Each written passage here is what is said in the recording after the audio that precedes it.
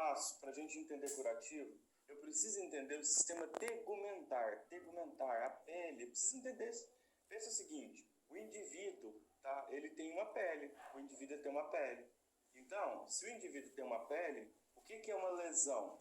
É alguma coisa que aconteceu na pele. Então, o primeiro passo para eu falar que eu quero aprender curativo não é eu aprender coberturas, saber o que é um alginato, hidrocolóide, hidrogel, papaina. Não, isso não existe, tá? Isso é um decoreba que muitas das vezes as pessoas acabam passando. Então, o primeiro passo é entender a pele. Então, o que é a pele? Vamos lá. É um composto de pele, glândulas e órgãos anexos. O sistema tegumentar é tudo isso aqui. Então, quando a gente fala do sistema, né, como um todo, o que é importante? Eu preciso entender que cada parte da pele, ou do sistema tegumentar, né, que tem a pele inclusive, tem essa composição. E por isso que, dependendo do local da lesão do paciente, o meu cuidado muda. Se for na cabeça occipital, é diferente de por exemplo, de uma região abdominal, por exemplo, de uma trocantérica, de uma sacral, de um calcâneo, e por aí vai. Então, eu preciso, de fato, saber o tecido que é lesionado. É a mesma coisa. Você vai estudar eletrocardiograma sem saber como funciona o coração? Você não aprende eletro. Você aprende a decorar os ritmos. E depois você esquece. Então, aqui da mesma forma, que a gente não tem segredo, tá? Não tem segredo. O primeiro passo é entender a pele. Então, veja só. Na pele a gente tem poros, tá? É haste do cabelo, ou seja, o pelinho que sai ali, extrato córneo, epiderme, derme e hipoderme. Beleza. Do outro lado, a gente tem glândulas sudoríparas, folículo capilar, nervo, artéria, veia, células de gordura. Então, veja só. Esse sistema tem células. Preste atenção nessa informação. O sistema tegumentar tem células.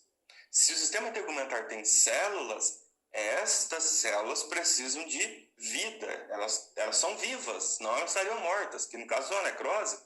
Então, se esse sistema está vivo e tem células, o que eu preciso entender?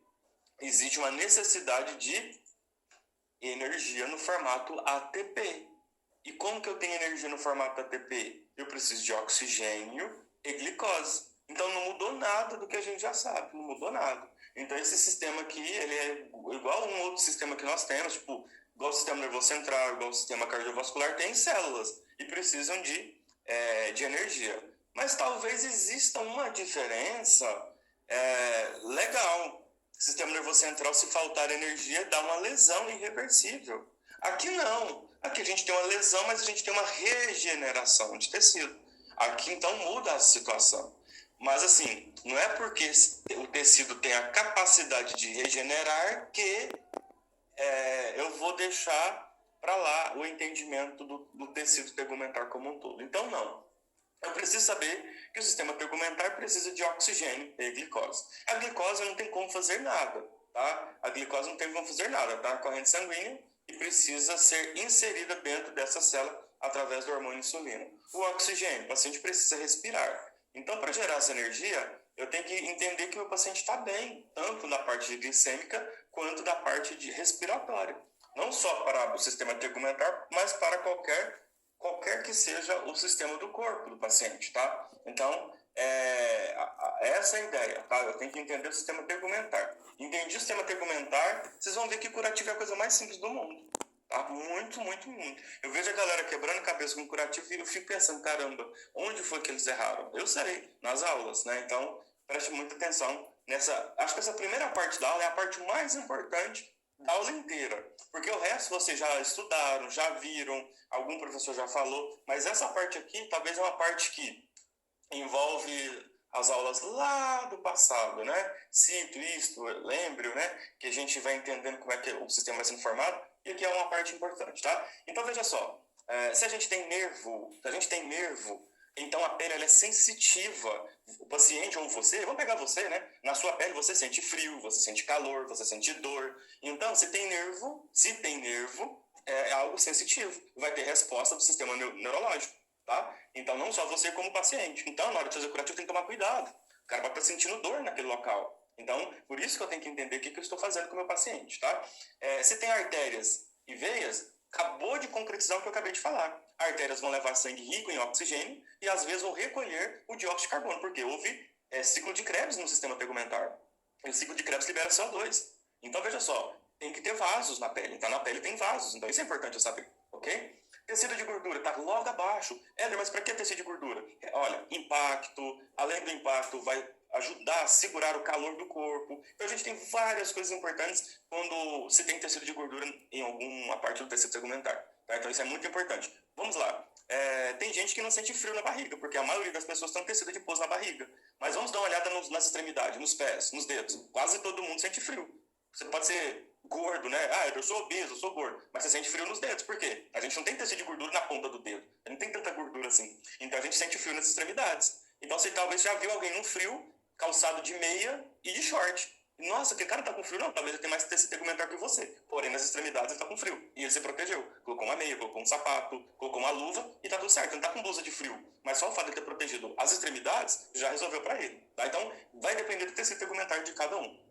Então, por isso que eu falo, eu preciso compreender de fato isso, tá? Eu preciso entender isso aqui, porque isso aqui é algo muito importante. Glândula sudorípara.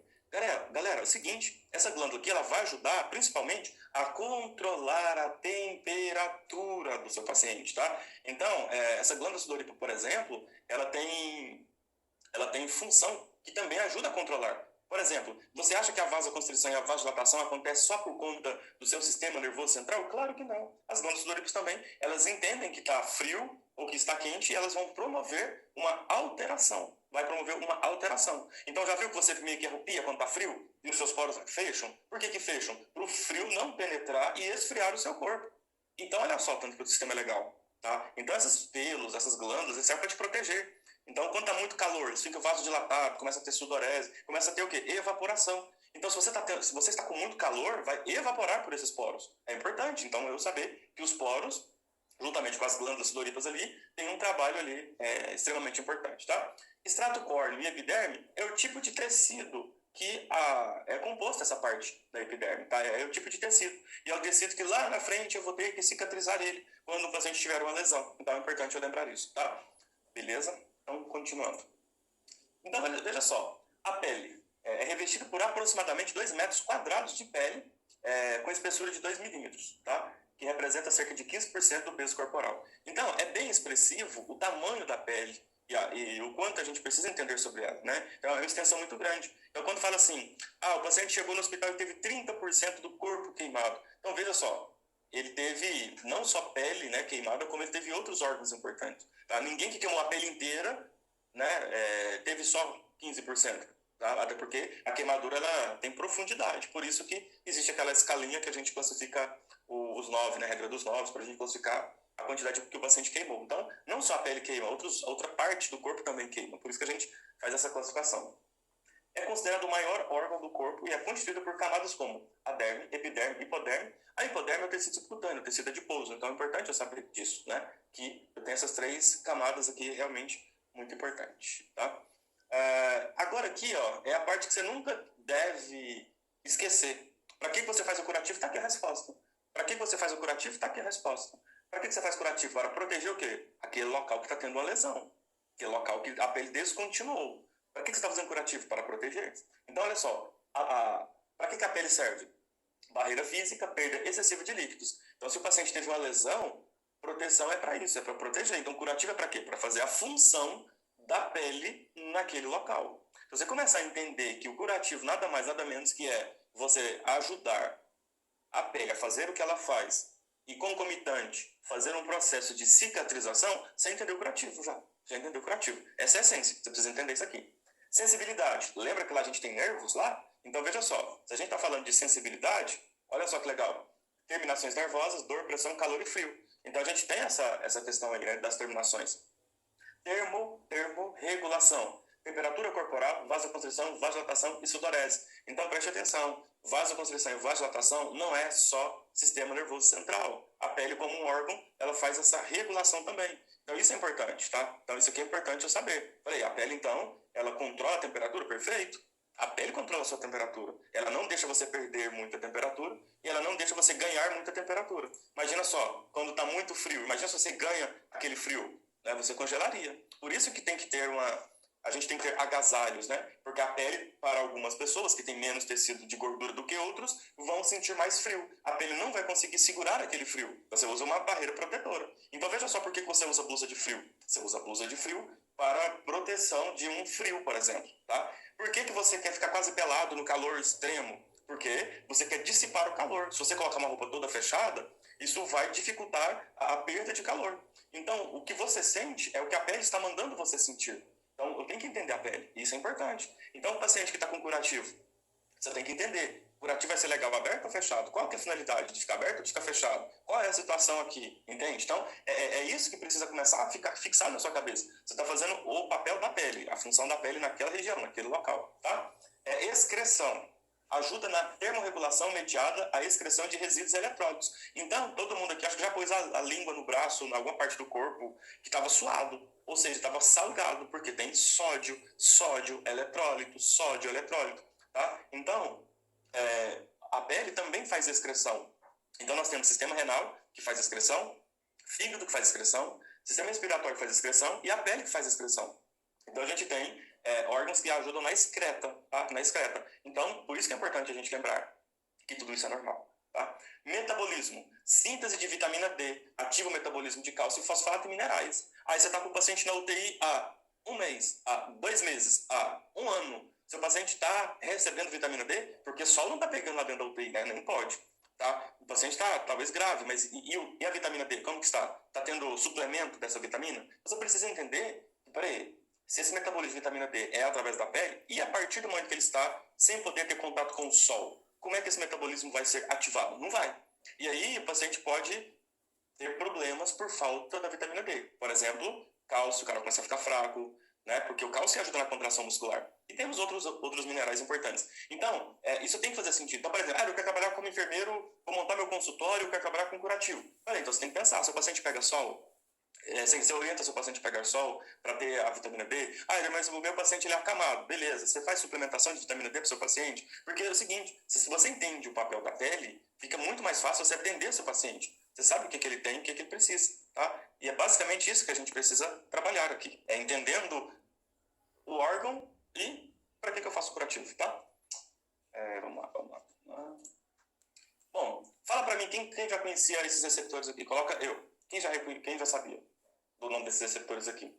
Então, esses receptores sensoriais, tá? Ruffini, Krauss, Pacini, Meissner e as terminações livres, isso é muito importante, tá? Então, qualquer enfermeiro tem que saber isso. Qualquer enfermeiro tem que saber isso aqui. Então, Ruffini, os receptores de Ruffini são os receptores termoceptor, termo de temperatura. Ceptor é um órgão sensitivo, ele é um nervo, ele recebe essa informação. Então, o Ruffini é calor, tá? O Krauss também é termoceptor, só que ele é termoceptor para frio. Então, é como se fosse um sensor para temperatura quente e um sensor para temperatura fria, tá? Então, nós temos Ruffini e Krauss, que são os termoceptores. A gente tem o de Pacini. Pacini é o quê? De mecanismo, né? Então, ele recebe qualquer pressão que você tem. Então, quando você encosta em algum lugar, isso é o quê? Pressão. Então, a sensibilidade à pressão. Alguém te belisca, por exemplo. Aquilo que você sente daquele beliscão ali é uma pressão. Mas a dor que você sente já são as terminações nervosas, tá? Olha o povo aí, nunca ouviu falar, tá vendo? Viu o que é um enfermeiro top? Vocês estão aqui comigo para isso, para ser top, tá? Então, isso aqui é um conhecimento de fisiologia, tá? Puramente fisiologia, que a gente precisa ter conhecimento. Então, quando você quiser impactar, falar que sabe, tirar uma titulação da sua veste, isso aqui é importante, tá? Meissner, tato, tá? Então, o tato que você tem de pegar alguma coisa, vai pegar um garfo, vai pegar uma coisa, você não tem ali o tato? Então, isso é mecanoceptor. Então, nós temos termoceptores, calor e frio, mecanoceptor, pressão e tato, e tem as terminações nervosas livres, né? Onde você vai conseguir sentir aí essa outra situação, tá? Que é de dor, que aí altera para algumas pessoas. Já ouviram falar? Nossa, o fulano sente menos dor do que eu sinto mais dor do que o fulano e tal. Cada pessoa tem uma resistência. Não, gente, para de inventar coisa. Não existe. O fulano é mais resistente à dor do que você. Talvez ele tenha mais ou menos terminações nervosas livres do que você. Vocês entenderam? Tem que fazer sentido, gente. O sensor não está falhando. Não, eu sinto mais dor do que ele. Então, para quem sente mais dor, ele funciona mais efetivo. Para quem sente menos dor, ele funciona menos efetivo? Não. Agora, se eu tenho menos terminações nervosas, claro que eu vou sentir menos dor do que outra pessoa. Entendeu, galera? Tem que fazer sentido. Nada de ficar falando, não, uma pessoa é diferente da outra. Não, pode até ser diferente, mas não é que as terminações nervosas são ineficazes ou diferentes, tá? Então, é isso que a gente tem que ter noção. Falei, se as terminações nervosas são livres, uns vão ter mais do que outros. Uns vão ter mais sensibilidade à dor do que a outra, tá? Então, por isso que a gente não trata a dor de todo mundo igual, porque cada um tem a sua percepção de dor diferente do outro para a mesma situação. Ok? Ficou mudo? Tá ok? Ficou mudo? Acho que não, né? Não, tá ok aqui. Aqui tá normal. Beleza, gente? Então, bora. Epiderme. Então, vamos lá. É formado por epitélio. Epitélio é o tipo de tecido rosinha, tá? Epitélio estratificado, porque tem vários estratos, tá? Queratinizado, tem queratina, coloração, vai ajudar ali. Então, a epiderme, todo mundo aqui é da mesma cor? Diga aí, todo mundo aqui é da mesma cor. Nós nascemos no Brasil, principalmente quem nasceu no Brasil, né? No Brasil tá todo mundo igual, todo mundo é a mesma cor. É assim, gente? Não. Epitélio estratificado queratinizado. Então, uns são mais claros, outros são mais morenos, né? E a gente tem um mix no Brasil de coloração. O mundo inteiro, né? No mundo inteiro a gente tem características, né? A gente tem fator genético. Mas esse fator genético, né, vai refletir agora na pele. Então, por que as pessoas são diferentes? Falando de cor de pele. Porque a gente tem uma memória genética que vai criar tecido dessa coloração, tá? Então, epitélio estratificado queratinizado. Então, quem tem mais os melanócitos lá vai ter uma coloração mais resistente, tá? E por aí vai. Sendo que as células superficiais são achatadas e compõem uma camada córnea rica em queratina, beleza? Então, só pra gente entender o que é isso aqui lá na frente, tá? Lá na frente você vai ter que entender melhor isso daqui. Então, por enquanto, a gente vai passando essas informações aqui. Possui 5 estratos. Galera, vamos lá, presta atenção. Estrato córneo, lúcido, granuloso, espinhoso e basal. Para que esses estratos? São responsáveis pelo processo de renovação celular. Então, a nossa pele ela vai descamando? Vai. A nossa pele ela vai sendo trocada.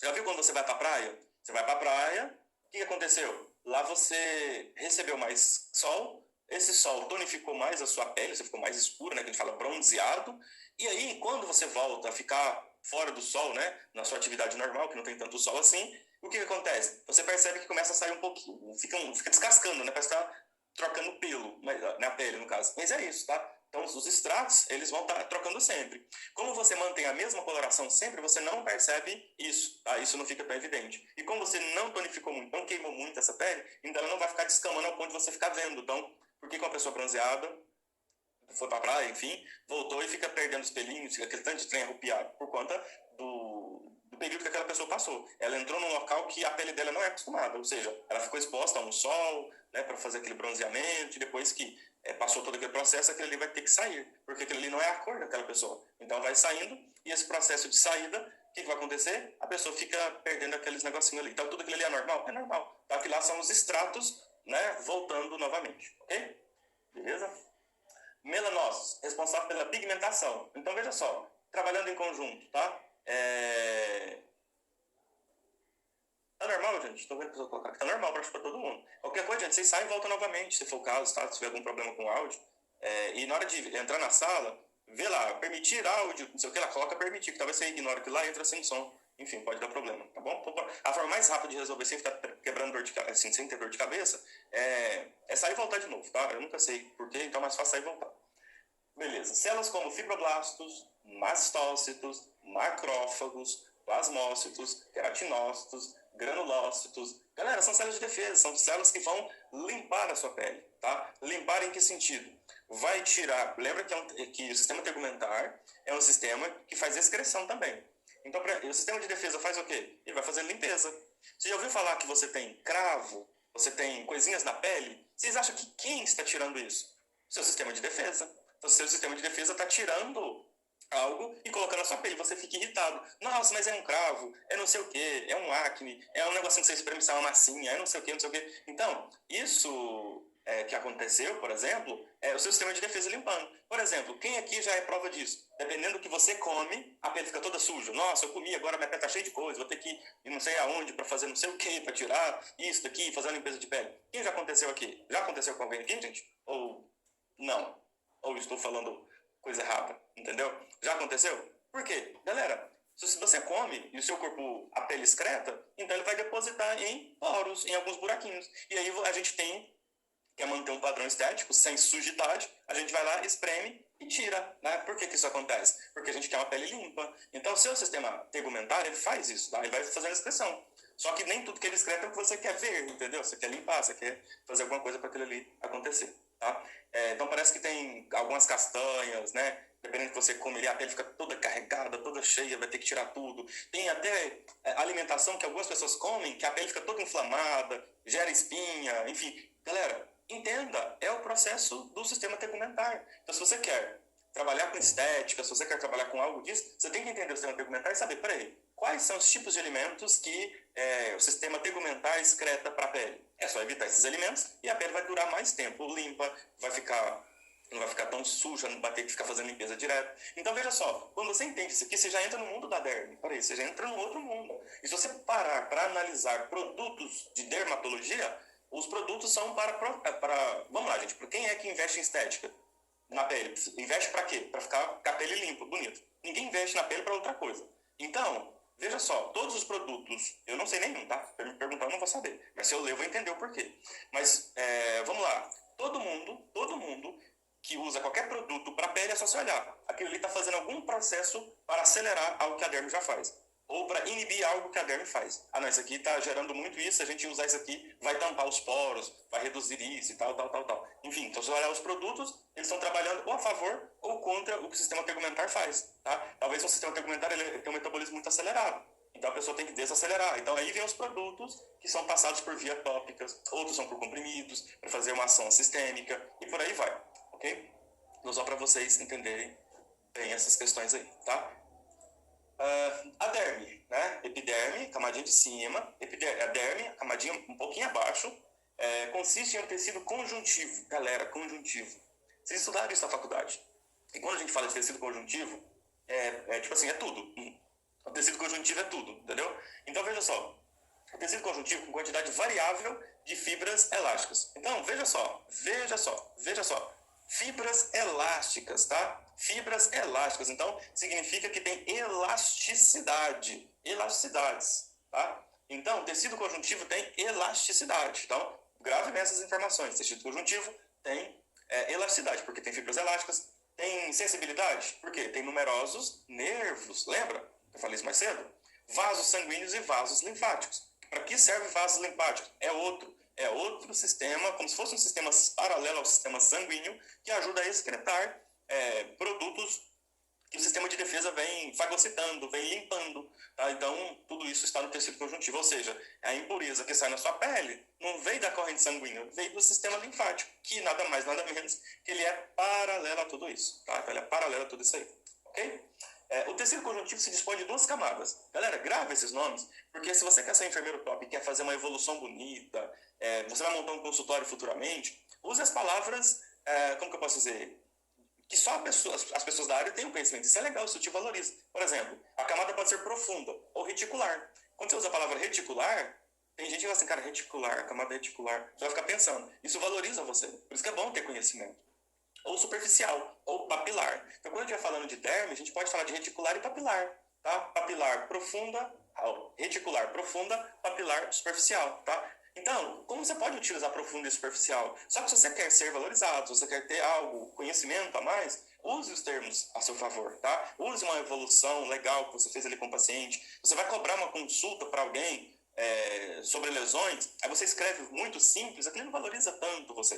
Quem aqui já foi no médico, o médico foi lá, deu um relatório, e você falou assim, nossa, não sei o que é isso aqui não. Aí você vai lá e pesquisa na internet o que significa aquilo ali, entendeu? Aquilo ali valoriza o profissional. Então, estou mostrando para você que para você ser valorizado, você precisa dispor de mais conhecimento científico para escrever mais cientificamente, tá? Então, isso é legal. Mas de uma forma que a pessoa consiga entender. Mas uma palavra ou outra ela não entendeu. Ela entendeu o contexto, mas uma palavra não entendeu. Mas por que ela não entendeu? Porque você fez questão de colocar uma palavra ali que mostra que você realmente domina muito bem aquele assunto, tá? Então... Galera, tá ruim aí o negócio? Parece que tá caindo pra Cláudia, bactéria, tá ok. Otávio. Galera, é o seguinte, a internet aqui tá ok, entendeu? Então pode ser que seja com vocês aí, tá? Senão era todo mundo reclamando aqui. Eu acho que aqui tá tudo certo. Tá bom? Beleza? Então vamos lá. Então veja só, pessoal, então isso é importante para quem quer seguir essa área, tá? Quem quer seguir essa área de consultório, fazer o seu atendimento, né? Eu acho super válido, acho super importante você se valorizar, tá? Se valorizar. Não só colocar doutor. Doutor Éder Marques, estomaterapeuta. Mas na hora que vai falar, fala tudo de forma informal, sem usar termos. Enfim, então você tem que se valorizar não só no doutor. Acho que aquele ali é apenas a pontinha do iceberg, né? Então, quando a gente tem mais conhecimento, a gente passa a credibilidade para a pessoa em tudo, tá? Desde a sua aparência, ao seu nome, ao conteúdo e à sua entrega. Tá? Então, para quem quer entrar nessa área aí, já vai pegando essa dica aí. A hipoderme não é considerada parte da pele, então grave essa informação. A hipoderme não é considerada parte da pele, porque ela é um tecido de gordura. Ela é variável, tá? Olha lá. Auxilia a isolar o corpo das variações extremas do meio ambiente, tá? Fixa a pele e as estruturas subjacentes. Então, veja bem isso. Essa questão é importante, tá? Então, a hipoderme depende. Tem gente que tem muito tecido adiposo, tem gente que tem menos tecido adiposo. Então, tem o quê? Não posso falar que faz parte da pele porque tem essa variável, tá? Tem gente que quase não tem. Tem gente que quase não tem tecido de gordura. Era meu sonho, na minha barriga, não ter tecido de gordura, mas tem, infelizmente, né? Ou felizmente, né? A gente reclama que não tem gordura na barriga, mas é importante ter um pouquinho de gordura, tá? Enfim, então, é só pra gente entender que a pele não depende do tecido de gordura. Ajuda no processo de regular e segurar mais essa temperatura corporal. Ajuda, tá? Mas não faz parte, tá? Então é importante a gente entender isso aí. Ok? Poucas áreas do corpo não possuem esse tecido, viu? Nesses locais, a pele fixada diretamente ao osso. Fala para mim uma parte do seu corpo que não tem. Coloque aí para mim. Uma parte do seu corpo que não tem hipoderme. Vamos ver quem vai acertar, hein? Fala aí para mim. Uma parte do seu corpo que não tem tecido de gordura. Não tem tecido adiposo. Não tem hipoderme. Fernanda colocou joelho, dedos, orelha, no crânio, cotovelos, orelha. Ah, então vocês sentem frio na orelha, né? Vocês sentem frio na orelha, no pé. Ó, tá vendo? Isso tem que começar a fazer sentido para vocês, tá? Nariz. Gente, frio no nariz, né? O nariz fica todo vermelho. A mão, dependendo do lugar da mão, né? Eu acho que mais os dedos, lá para as extremidades. Enfim. Então, veja só. É isso que você precisa entender. Com a pele cobre o corpo inteiro. Mas se a hipoderme fizesse parte 100% da pele, a gente teria toda essa estrutura no corpo inteiro, e não tem. Então a hipoderme só vai ter em alguns lugares, ok? Então só para vocês entenderem essa questão aqui. Olha... Nossa, minha tela tá arriscada. Como é que eu tiro esse risco? Quem riscou minha tela? Esse risco verde não é meu, hein? Não sei o que é. Já desde mais cedo, mas não apagou, não. Cicatrização. Essa aqui já começa a ser uma parte importante para a gente entender curativo, tá? É um processo pelo qual o organismo tende a reparar uma lesão ou perda de um tecido. Então veja bem esse gráfico e coloque isso na sua cabeça. Existe um período de inflamação que antes de acabar o tecido, o período de inflamação, inicia já um momento de granulação, de crescimento de tecido de granulação. Tá? E quando esse tecido de granulação está quase terminando, já inicia a contração da ferida, né? Ou seja, a gente vai ter o quê? A parte final, o grande finale. Então, o tecido de granulação, após isso vem o tecido epitelial, e aí já vai tendo o quê? A contração da ferida, vai fechando, e a gente tem contração de toda a ferida, tá? Então, basicamente, essa cicatrização é aqui que você tem que entender. Você faz curativo para qual finalidade? Para cicatrizar uma lesão. Para que você faz curativo? Para cicatrizar uma lesão. Para que você faz curativo? Para ajudar na cicatrização de uma lesão. Se você entendeu isso, você já entendeu curativo. Tá? Já entendeu curativo. Que agora fica mais fácil o que eu vou falando. Né? Vai ficando mais fácil, e tudo vai fazendo sentido. Tá? Então, para que você faz curativo? Para ajudar o organismo em um processo de cicatrização. O que mais? Para ajudar na proteção. Maravilha. Isso é o seu entendimento para curativo. Então, você não faz curativo para fechar a lesão. Não. Tá? Isso é um conhecimento muito raso. Você vai fazer curativo para proteger a pele, para promover um crescimento celular, né, que é um processo de cicatrização, ok? Então, curativo, a gente tem que entender o que de fato é. Ao invés de falar assim, fazer curativo porque o paciente tem uma lesão. Isso é o conhecimento mais pobre que a gente poderia ter, tá? Então, vamos entender aqui essas fases, tá? Fase inflamatória. Galera, nada no organismo é absoluto. Absoluto quer dizer, vai ser sempre assim para todo mundo. Não. Tá? Então, isso aqui são situações mais comuns de acordo com os estudos. A fase inflamatória, ela dura de 0 dias. O que é 0 dias? Nada. Tipo assim, você pode ter um machucadinho hoje que daqui a pouco já começou a fase 2, que eu já vou falar daqui a pouco. Então, já tem a fase 1, já vai para a fase 2. Então, tem paciente que vai demorar mais tempo na fase 1. Em geral, de 0 a 3 dias, ok? Então, o que é essa fase de cicatrização? Entenda, tá? Que não pode ter decoreba, tem que entender. Se não entender, você me perguntar, eu não entendi. Fase inflamatória. O próprio nome te falou. Inflamatória, inflamação, inflamatória, inflamação. Então, toda lesão, quando acontece no corpo, principalmente na pele, existe um período de processo inflamatório. É necessário. Por que é necessário? É aqui que você tem que entender. Tá? Então, vamos lá. Alteração da permeabilidade vascular. Então, se a gente tem a vascularização da pele, aqui a gente tem uma permeabilidade vascular alterada. Lembra que a gente tem artérias e veias? Então, vai ter uma alteração nessa permeabilidade vascular. Daqui a pouco você vai entender o que vai acontecer. Vírgula. Deposição de fibrina, exudação e edema. Então, veja só. Para que serve tudo isso? Primeiro passo. Joaquim estava andando de moto, teve uma queda na fazenda, caiu e teve uma fricção na grama, mas ele teve uma lesão ali que perdeu a epiderme, a derme, né, e teve uma lesão. Joaquim não vai no hospital de jeito nenhum. O que o Joaquim fez? Chegou, passou a mão ali, tirou um pouco de terra, de capim né, que tinha ali, chegou em casa, tomou um banho na água fria ali e colocou um emplasto. Né? Fez alguma coisa lá e colocou um emplasto aqui, coisas da roça, e passou o segundo dia, terceiro dia, já estava tudo certo. Né? Que sentido? Já te criou uma casquinha preta, que fica ali, uma casquinha, e tudo certo. Okay? Joaquim, trabalhando na roça, encostou o braço e tinha uma casquinha, e bateu bem na casquinha. Na hora que ele olhou, caramba, bati no mesmo lugar que eu já tinha me machucado. Aquela casquinha arrancou, saiu sangue, parou de sair sangue e começou a ter uma outra casquinha. Né? Começou a ter uma outra casquinha ali e beleza. Joaquim passou seus dias e viu, nossa, o negócio está saindo já. Saiu a casquinha, sozinha praticamente, né? Saiu a casquinha, só que a coloração da pele do seu Joaquim ficou diferente. Tá? Mas, vida que segue, o Joaquim está vivo, né? Então foi só uma lesãozinha simples e uma interrupção do processo em algum momento. Então vamos entender aqui agora. A fase inflamatória. Quando o Joaquim teve a queda, o chão, gente, ele é contaminado. Então, o processo inflamatório, a gente tem esse sistema de defesa que vai fazer limpeza do local. Então, tem que fazer limpeza, porque senão vai infeccionar. E se eu tenho uma infecção naquele local, o que pode acontecer? Aquilo ali pode ir para a corrente sanguínea. Então, de algo simples, a gente pode piorar uma situação ali, tá? Que vai acontecer com um paciente no hospital, daqui a pouco vocês vão entender. Então, essa fase inflamatória, ela é muito importante porque é o momento que a gente faz o organismo faz uma limpeza daquele local. E aquela limpeza vai gerar um produto de exudação. Ou seja, aquela limpeza ali vai gerar uma exudação, secreção. Aquele local vai ficar edemaciado. Mas por quê? Porque a gente aumentou a permeabilidade vascular, a gente aumentou a capacidade de vazão naquele local. Então, ter edema naquele local é normal. Fibrinas. O que são fibrinas? Galera, é o seguinte, o sangue está passando por ali, porque é uma região vascularizada. Então, se o sangue está passando por ali, vai acontecer o quê? Uma cascata de coagulação e logo após vem uma fibrina que vai começar a criar aquela casquinha ali. Então, ou seja, tudo isso que está acontecendo ali na fase inflamatória é normal. Então, aquele pus, aquela secreção é normal? É normal. O edema local é normal? É normal. Aquilo ali tudo é normal. Tá? Já já a gente vai entender por que a gente interfere nesse processo. Então, vamos lá. O paciente teve uma lesão, essa lesão leva esse sangramento, e esse sangramento faz uma vasoconstrição. Eder, mas você falou que teve uma permeabilidade vascular, mas e aí? Galera, é o seguinte, a partir do momento que ele teve a lesão e teve sangramento, porque algum vaso rompeu, como tem vazamento de sangue, o paciente tem plaquetas, as plaquetas vão para aquele local ali para fazer coagulação. No primeiro momento, então, vai ter uma vasoconstrição, justamente para parar a perda sanguínea.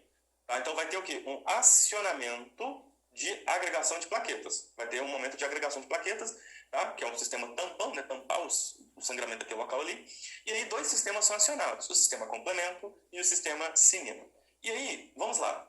O sistema complemento é o sistema que já aconteceu a vasoconstrição, já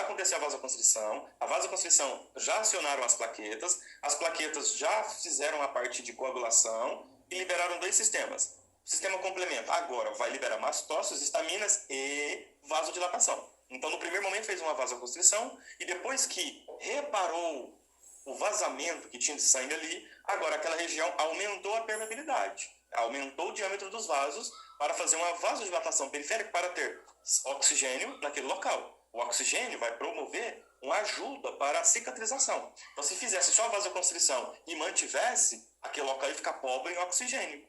E aí a gente não teria um crescimento celular ideal. a gente não teria evolução dessa fase e a gente poderia ter necrose, morte dessa região. Por que o seu Joaquim não teve necrose, não teve fibrinas? Aliás, teve até fibrinas, né? Mas não teve necrose, não teve nada disso. Porque isso aconteceu de uma forma bem natural para o seu Joaquim, tá? Ele teve uma queda normal, então a vasodilatação periférica que aconteceu posteriormente vai deixar o local inchado, vai permitir passagem de sangue ali, né? Rico em glicose, oxigênio, glicose, oxigênio, glicose, oxigênio, porque aquela região precisa de energia. Ainda mais agora que eu preciso reparar. Tá? Ainda mais agora que eu preciso reparar. Então vamos lá, vou dar uma situação aqui para vocês. Maria Patrícia, queloide deixa por último, tá? Queloide deixa por último. Não entra nesse processo aqui, tá? Nesse processo não tem queloide, tá? Nesse processo não tem queloide ainda, tá? Vai ter posteriormente. Então essa fase não tem. Então veja só, me perdi agora. O que eu estava falando? Vasodilatação. Me perdi, agora esqueci já. O outro sistema que é liberado, gente, é sinina, prostaglandina, dor. Então, por que você sente dor? Porque a prostaglandina acionou receptores livres. Lembra dos receptores livres? Então, esses receptores livres, o que acontece com eles? Eles fazem o paciente sentir dor. Então, aquele local fica dolorido. Por quê? Porque o sistema sinina acionou prostaglandinas. E prostaglandinas acionou os receptores de dor. Éder, para que acionou o sistema de dor? Vocês querem entender sem decorar? Vamos lá. Quando tem um dedo seu inflamado, você tem cuidado com esse dedo? Coloca aí para mim, tá? Tá, obrigado, Camila. Daqui a pouco eu volto e falo, tá? Para vocês que tem aí um dedo inflamado, né, uma unha encravada, alguma coisa que está doendo muito, você tem cuidado com o seu dedo? Ou quando você tem algum machucado em algum lugar, você tem cuidado? Você não encosta em nada porque você tem medo, porque vai doer? Galera, olha o tanto que o seu sistema é inteligente. Ele vai deixar você ter uma sensibilidade de dor naquele local para que nada encoste ali. E para você ter mais atenção. Opa, nesse lugar aqui eu não posso encostar, porque aqui está doendo. Vocês entenderam? Então, esse sistema, ele favorece isso também. Então, a dor, gente, é um termômetro que a gente tem também, para a gente mensurar algumas coisas. Então, nesse caso, é importante, né, ter esse entendimento aqui, tá? Então, vamos voltar lá no sistema complemento que eu falei do seu Joaquim. Por que o seu Joaquim não teve necrose? Por que o Joaquim não teve necrose? Porque estava fluindo tudo normal ali, não faltou oxigênio em momento algum, não faltou glicose e foi tudo certo, tá? Então, nesse processo inicial, foi tudo certo, ok? Thaís, nessa fase, os indivíduos com diabetes sofrem com o processo de cicatrização. Na verdade, eles sofrem no processo todo, tá, Thaís? A gente vai entendendo mais na frente o porquê, mas aqui já começa a entender. Pensa só, se o seu paciente não consegue colocar a glicose dentro da célula, adianta nesse processo aqui? Ajuda no crescimento celular? Não. Então, o paciente que tem diabetes, se tem uma lesão, qual que é o problema nessa fase? A glicose não entra para dentro da célula. Embora o oxigênio entre, mas se a glicose não entra, não tem ciclo de Krebs. Não tem energia para aquela região suficiente. Como o paciente ele é dependente de insulina, na maioria das vezes, qual que é o problema? Ele precisa tomar cuidado com essa cicatrização dele. Porque se ele tem uma pobreza de glicose naquela região vai padecer de energia. Então, o processo dele vai ser mais lento, mais demorado, tá? Então, é só você pensar. Carro sem gasolina não anda. Cicatrização sem energia não vai para frente. Quanto menos energia, menos vai evoluir. Quanto mais energia, mais a evolução é rápida. Uma criança cai, levanta, machucou, uma semana depois já está tudo certo. Uma pessoa idosa, com a mesma queda, ela vai ter mais tempo para cicatrizar. Então, comece a raciocinar. Então, esse é o processo, tá? Agora, a pessoa que já tem uma doença vascular, aí já começa a piorar mais ainda essa situação. O problema não é a hiperglicemia, tá? O problema nunca foi a hiperglicemia. O problema é a glicose que não entra para dentro da célula. Faz sentido na cabeça de vocês? Se a glicose gera energia dentro da célula, não adianta nada ter glicose em excesso na corrente sanguínea se ela não está dentro. O excesso de glicemia vai prejudicar o sistema renal, vai prejudicar outros órgãos, mas a pele mesmo ali naquela região não vai prejudicar. O que eu queria, na verdade, é que parte dessa glicose tivesse a oportunidade de entrar para dentro da célula. Se ela não consegue entrar para dentro da célula, o processo de crescimento não vai ser lento, vai ser difícil, ok? Então, por isso que a glicose tem que estar dentro da célula, ok? Galera, tá vendo que isso tudo tem que fazer sentido na cabeça de vocês? Então, não por que você tem que entender que o paciente que tem uma dificuldade para manter energia celular, ele vai ter mais dificuldade para cicatrização? É isso. Então, se é o paciente que tem diabetes mellitus, por que a gente tem que controlar a glicose do paciente? Na verdade, eu tenho que controlar o nível de glicemia para que mais glicose fique dentro das células, tá? Então, só reduzir o nível de glicemia, ok. Tá, ok, mas eu preciso de energia dentro da célula. E é isso que a gente precisa entender, tá? Então, o paciente diabético, quando terá grande quantidade de excesso de glicose, vai continuar. Ah, tá, beleza. Galera, então é isso, tá? Tem que fazer sentido, é isso que eu quero, tá vendo? Essa é uma aula aqui que já responde coisa de clínica lá na frente, coisa que vocês já fizeram um curso, talvez, e ficaram com a interrogação. Talvez a pessoa te explicou, mas você não entendeu, porque se não fizer sentido para você, você não entende. Não faz sentido. Então aqui a gente está pegando do zero, lá da fisiologia. Isso eu nem comecei a falar de lesões, vocês já estão entendendo. Vocês já estão com a ideia lá na frente, já está funcionando já o raciocínio, tá? Vambora, bora. Fase exudativa, exudato, secretiva, exudato, secreção. Então vamos pensar, é uma fase exudativa. Então a primeira fase gera a inflamação e a segunda fase é uma fase exudativa, que tem exudato, que tem muita coisa pra gente jogar fora que não presta, certo? Então, preste atenção, tá? Raira, no paciente diabético, a glicose tem mais dificuldade para entrar dentro da célula? Raira, é o seguinte, pensa na diabetes como doença. O que é diabetes? É insuficiência pancreática em produzir o hormônio insulina. Então, o problema desse paciente é a insulina, não é a glicose. Tá? Se eu não tenho insulina suficiente, a glicose que está lá, ela não entra dentro da célula. A diferença na cicatrização é, quanto mais energia dentro da célula, mais essa célula consegue cicatrizar rápido. Se esse paciente tem diabetes, então ele tem uma insuficiência de produzir insulina, vai ter menos energia dentro da célula. Menos energia dentro da célula, o processo se torna lento. Então o problema não é a glicemia, o problema é a insulina, tá? Que o pâncreas tem uma limitação na produção. Então tem que controlar, na verdade, essa produção de insulina. Para quem é diabetes do tipo 1, é fazer controle rigoroso de aplicação de insulina. Para quem é do tipo 2 e toma hipoglicemia antes, né, verificar se está sendo eficaz de fato, tá? Então tudo isso é interessante. E aí vai ser legal lá no finalzinho da aula de hoje, que eu vou falar para vocês de terapia vácuo, né? Por que a terapia vácuo ela vai ajudar no processo? Então, essa é a parte da aula mais importante, vocês vão entender tudo lá na frente, tá? Então vamos lá, fase exudativa, tá?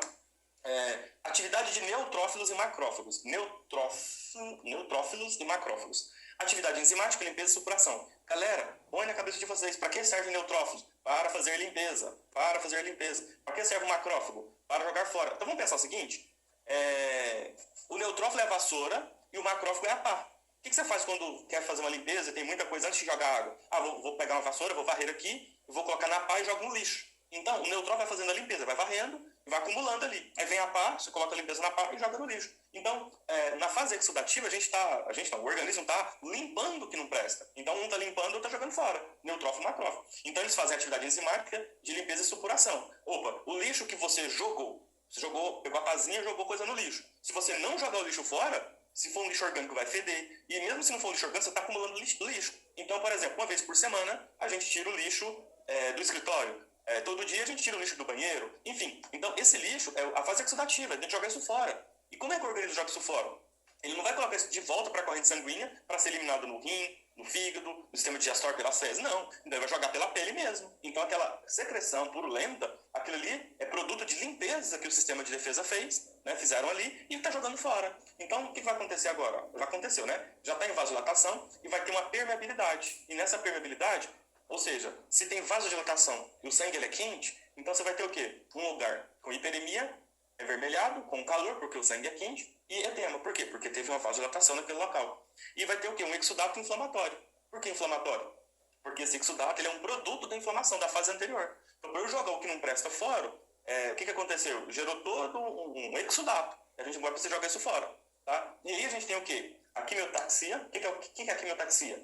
Fatores de crescimento. Então, veja só. Enquanto está fazendo a limpeza, vamos lá. Os neutrófilos. O neutrófilo pegou a vassoura e começou a varrer. O macrófago pegou a pazinha e começou a jogar no lixo. Tá? E aí vem a quimiotaxia, como se fosse alguém passando um pano úmido. Vamos limpar agora. Só que, na verdade, a quimiotaxia está fazendo crescimento celular. Que está fazendo o quê? Angiogênese. Tá? E aí tem a figura dos fibroblastos no local. Ou seja, a gente está promovendo agora uma reparação daquele local. A gente está limpando aquele local. A gente está fazendo agora que aquele local ele possa continuar, que ele possa crescer, que ele possa se recuperar, que ele possa se desenvolver. Ok? No exame de sangue, quando os neutrófilos dá alto e outra situação não tem nada a ver com a cicatrização, galera, olha só, toda vez que você tem sistema de defesa em alta, é porque eles estão sendo utilizados para alguma coisa, tá? Então, o sistema de defesa tem que ficar na quantidade normal. Então, se aumenta porque está tendo necessidade. Por exemplo, um paciente que tem aumento de leucócito, por que ele tem um foco infeccioso? Porque os leucócitos não aumentariam se não fosse por conta de uma infecção. Então, se você tem aumento de neutrófilo, quer dizer, eles estão sendo utilizados em algum lugar do corpo para fazer o trabalho de limpeza, ok? Obrigado, Samara. Raira, vamos lá. Primeiro você tem que entender a doença, tá? Galera, não pegando a Raira como exemplo, mas tem muita gente que não aprendeu diabetes na faculdade. Esse é um problema, tá? Galera, o que é diabetes? O pessoal tem um conceito muito errado e ensina para os alunos errados. Então, isso já vem de berço. De berço quer dizer de faculdade. O que é diabetes? É insuficiência do pâncreas. Diabetes não tem nada a ver com glicemia. Diabetes não tem nada a ver com glicemia. Então, vamos lá. Quando um paciente tem uma doença chamada diabetes, é o pâncreas daquela pessoa que deixou de produzir a insulina, que é no caso o tipo 1, ou ele produz uma quantidade insuficiente de insulina. Isso vai caracterizar um aumento da glicemia. Por quê? Porque a glicose, como é que você tem glicose? Você come, sistema digestório, mastiga, sistema digestório processa, e passa pelo sistema portal, que é fígado, o fígado metaboliza o que é interessante, faz processo enzimático e libera a quantidade na corrente sanguínea de glicose. Ponto final. A glicose que entrou na corrente sanguínea, ela não acontece nada com ela. A glicose na corrente sanguínea não serve para nada. Claro que para manter o nível de glicemia, mas isso não resolve absolutamente nada. Agora, a glicose, para ter efetividade, precisa estar dentro de uma célula. E glicose nenhuma consegue entrar dentro de nenhuma célula. A glicose é como se ela não tivesse a chave da casa. Você, na sua casa, tem uma chave para entrar em algum lugar. Sem a chave, você não consegue, se a porta está trancada. Então, a porta está sempre trancada. A glicose nunca consegue entrar em nenhuma célula. E aí, quem é essa chave? Insulina.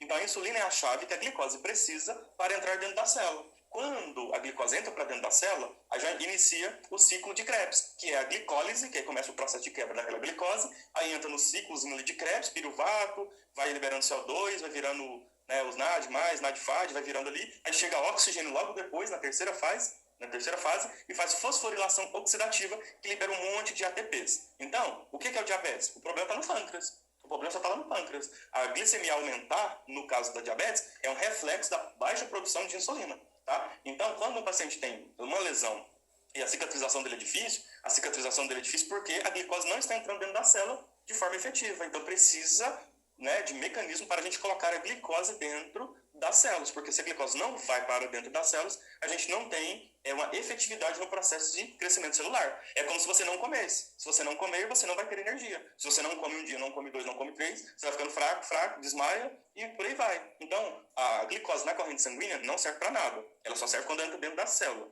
Como a gente tem uma produção, uma liberação constante de insulina, então constantemente tem glicose entrando dentro das células, porque o pâncreas é eficiente, está sempre produzindo e liberando insulina de forma constante. Quando um paciente tem uma diabetes, ele vai ter uma oscilação nessa produção de insulina, produzindo menos do que o corpo necessita, e com isso o paciente vai ter o quê? Uma redução de carga energética, que é dada dentro da célula. E com isso, tudo fica difícil. Então, por isso que o paciente pode ter um pé diabético, por isso que uma cicatrização vai ser lenta para cicatrizar. Então, o paciente que tem diabetes, se ele não cuidar, aí ele vai ter tudo retardado. Retardado em que sentido? Todos os órgãos dependem de energia. Se a glicose não entra dentro desses órgãos, o processo fica lento para tudo. Tá? Então, isso é importante, tá, gente? Isso é importante vocês entenderem. Vamos pegando outro exemplo, tá, Raio? Por que um paciente que tem problema vascular também tem dificuldade para cicatrizar uma lesão? Vamos pela mesma lógica. Se você tem uma rua e essa rua está interditada ou está com difícil acesso para passar, você não vai passar para aquele local. Muitas pessoas não vão passar para aquele local. Então vamos pensar o seguinte: se o sangue não consegue passar pelaquele local, vai ter menos oxigênio e menos energia naquela região. Lembra da úlcera vasculogênica? O que é uma úlcera vasculogênica? São vasos daquele local que não está recebendo. Aliás, são vasos daquele local que tem uma dificuldade para passar oxigênio e glicose, porque o sangue, para passar naquele local, está tendo dificuldade e aquela região fica pobre. Se aquela região fica pobre, as células daquela região ficam pobres. E isso pode levar a uma lesão e uma morte celular. E uma pessoa que tem uma úlcera vasculogênica, a gente pode ter uma lesão enorme na pele, na região ali, na perna do paciente, por exemplo. Tá? Então, galera, lesão é simples de entender. É falta de energia. E falta de energia é glicose, oxigênio ou o sangue que carrega os dois. São 3 pilares, para vocês entenderem aqui. Se você tem uma vascularização boa, então você tem que ter agora uma quantidade boa de oxigênio e uma quantidade boa de glicose e insulina, porque só glicose não resolve.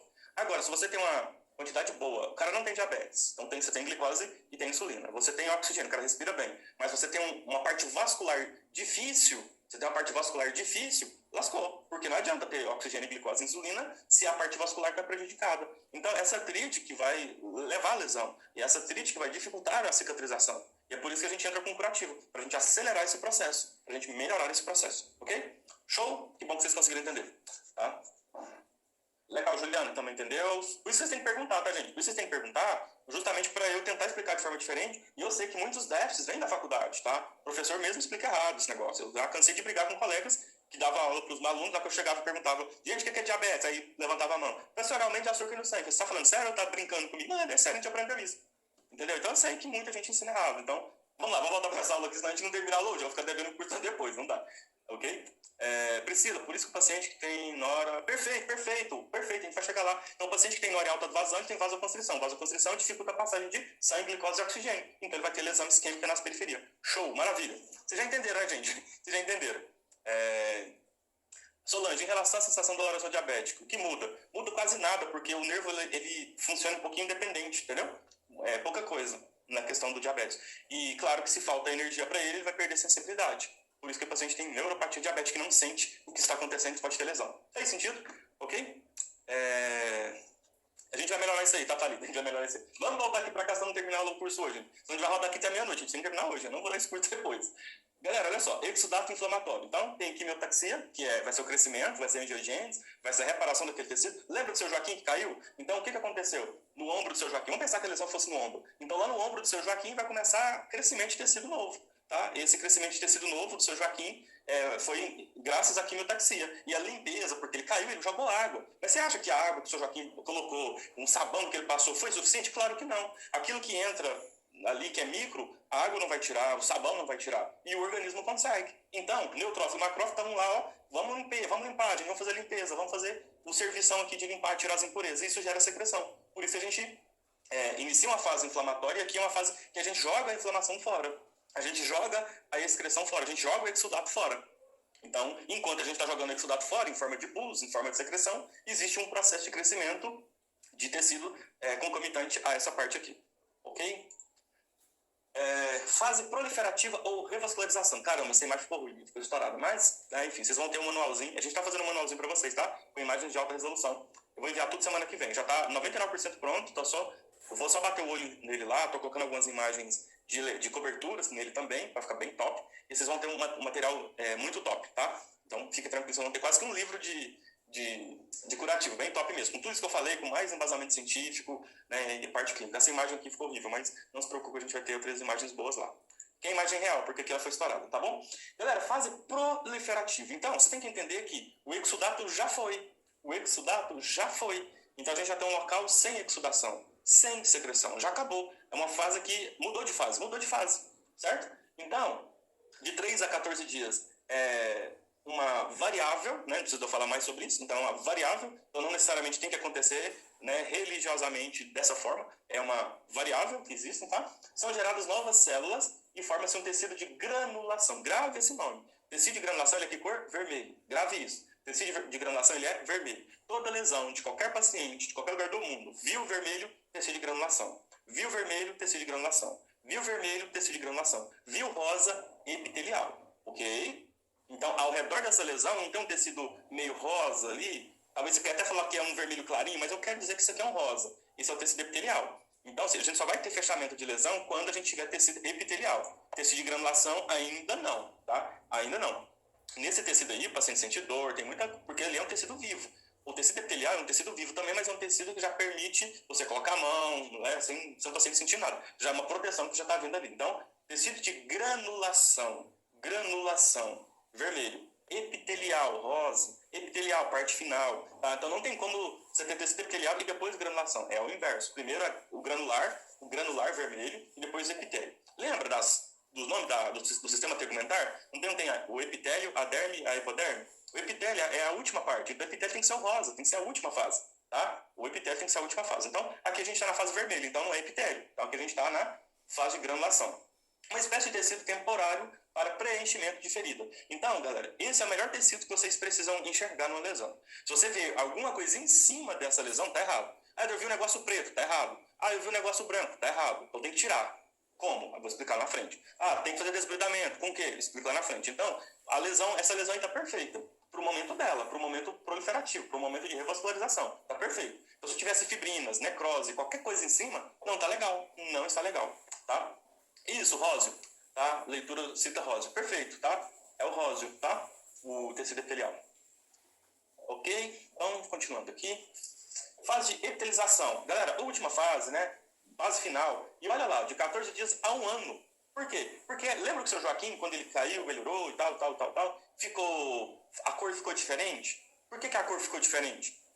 A cor fica diferente justamente porque esse tecido epitelial, ele agora precisa de colágeno para ajudar, ele precisa de queratinócitos para melhorar, ele precisa de melanócitos. Então, tudo isso vai ajudar, num processo mais demorado, a ele voltar a ter a pele como era antes, na coloração, na sensibilidade, e por aí vai. Então, nesse caso, é uma fase que demora mais, mas é uma fase que não requer intervenção, tá?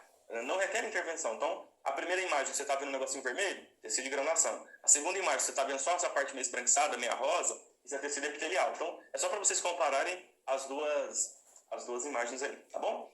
A borda da ferida deslocam-se para o centro. Então, isso é importante, tá? As bordas vão se deslocando para o centro. Toda cicatrização, as bordas vão para o centro. Toda cicatrização, as bordas vão para o centro, tá? A ferida fica gradualmente coberta de tecido epitelial, ou seja, é como se o tecido epitelial estivesse tampando o tecido de granulação. Quando o tecido epitelial encontrar com ele mesmo, fechou a lesão. Acabou. Fechou. Acabou. Tá? Agora é um processo que vai demorar para voltar a cor para o normal. Tá? Que aí vai demorar mais um pouquinho. À medida que a ferida se contrai, o tecido vai se formando, o processo de cicatrização fica concluído. Galera, então, aqui é a parte final, tá? Aqui é a parte final da fase de cicatrização. Agora, o que pode acontecer nesse percurso? Aí começa o entendimento perfeito. O paciente que está lá na UTI, ele não está lá na UTI só com a lesão. Ele pode estar com uma infecção do ambiente na lesão. Seu paciente pode estar tomando drogas vasoativas, sedativos. Seu paciente ele tem um peso e esse peso pode estar em cima desta lesão. Você entendeu que agora essas fases começam a sofrer influências? E é aí que entra você. E é aí que entra o tal do vamos ajudar no processo de cicatrização. Então não tem decoreba, é você entender que no melhor cenário eu expliquei perfeitamente. No cenário real, o que eu expliquei vai sofrer influências. O paciente não se alimenta direito. Se não alimenta direito, vai ter baixa energia. Se o paciente tem uma insuficiência respiratória, está em ventilação mecânica, isso também vai prejudicar a quantidade de oxigênio. Agora tem que começar a vir na cabeça de vocês tudo que pode atrapalhar esse processo. Então vamos fazer esse momento? O que pode atrapalhar o processo de cicatrização? Vai pensando aí. O que pode atrapalhar o processo de cicatrização? Tá? Vai pensando aí. Vamos continuar aqui. Fase de maturação. Galera, é a última fase, tá? De maturação, tá? A diminuição vascular, tá? Lembra que a vascularização aumentou a permeabilidade no segundo momento até agora? Então agora é o momento da parte vascular, então é enxugada. A gente vai dar uma enxugada nessa parte vascular. O colágeno se reorganiza. O colágeno vai manter a pele nivelada, ok? Anemia ferropriva atrapalha demais. Demais, tá? Porque carrega oxigênio, tá bom? Déficit de nutrição, perfeito. Galera, alguém lembra que alguém falou pra mim, Éder, e o queloide? Aqui o queloide, ó, aqui o queloide. Aqui o queloide, colágeno. Só que esse colágeno aqui, ele vai para reorganizar. Só que tem pessoas que têm excesso de colágeno. Então o que é o queloide? Pessoas que têm excesso de colágeno. Então ela tem tanto... É o seguinte, vamos lá. Todo mundo aqui deve entender um pouquinho de construção civil. Então, vamos lá. Tem a parede, e a parede foi rebocada, tá? Foi rebocada, certo? E se esse reboco ficar feio, por exemplo, você pega um pedreiro inexperiente, ele colocou muita massa, a parede ficou um calombo em algum lugar ali, porque ele foi rebocado, só que ele colocou muita massa, como ele não tinha experiência, ficou a parede toda desnivelada. Então, é como se fosse, o colágeno como se fosse o reboco. O reboco é o que dá o acabamento na parede. Por quê? O cara colocou os tijolos, aí tem lá um tijolo, aí tem um buraco no tijolo, o tijolo veio quebrado, isso é normal, né, gente? Para todo mundo que já acompanha uma construção, antes de rebocar, você vê que tem aquele tanto de tijolos vermelhos ali, e tem um buraco, tem um negócio, tem outro. Aí vem com o reboco vem deixar aquela parede lisinha, bonitinha, para depois, né, receber um outro tratamento para receber a tinta. Então veja só, dá uma olhadinha. Se esse colágeno é a massa do reboco e alguém que não sabe rebocar tenta rebocar, então uma parte do reboco ficou mais grosso do que o outro, ficou desnivelado. Então quem tem muito colágeno, vai acontecer isso. Naquela região ele vai ter um alto relevo. Então o colágeno está na última parte, tá? Nessa última parte para reorganizar. Então quando a gente coloca alguma cobertura ou quando a gente indica colágeno para o paciente, a gente tem que pensar que a gente está nessa fase. Imagina se você indica colágeno na primeira fase. Para quê? Se a gente está numa fase de inflamatória. Ou se a gente está numa outra fase. Tá? Então, basicamente isso. Tá bom? Eu estou gostando que vocês estão colocando aqui. Então, já colocaram anemia ferropriva, déficit na nutrição. imobilidade do paciente atrapalha, obesidade, né, porque vai atrapalhar a movimentação, além do peso, né, sobre a circulação, desidratação, déficit de vitamina D. Galera, é isso, tá vendo? Olha só quantas coisas vocês já sabem, tá? Vocês já sabem do dia a dia que atrapalham. E agora é só somar o que vocês já sabem, do que eu já falei aqui do processo, e entender como você pode melhorar essa cicatrização, como você pode acelerar essa cicatrização. E é isso que um bom enfermeiro, top, que sabe fazer curativo, faz. Ele faz análise, não tem decoreba. Aconteceu isso, eu vou usar a cobertura X. Aconteceu isso, eu vou usar a cobertura Y. Não existe isso, tá? Você tem que analisar. Peraí, vamos analisar o contexto? Não adianta investir em cobertura e você não perguntar o que o paciente come, como que é a alimentação dele, como é que é a atividade dele. Então, isso tudo tem que fazer parte, tá? Vamos lá, a Juliana colocou, avaliação da lesão e intervenção errada atrapalha bastante. Por isso, necessidade de conhecimento. Ok, Priscila. A fita de silicone age nessa fase em que sentido? Fita de silicone, talvez para não deixar crescer muito, viu, Priscila? Para colocar ali e o tecido não ter força para crescer, porque tem uma barreira pressionando ali. Tá? Acredito que seja nesse momento aí, tá? Nessa fase final, a cicatrização. Emocional, tabagismo também? Perfeito. Tabagismo, né? Você vai ter um oxigênio prejudicado. E emocional é tudo, né? Estresse, você tem várias alterações.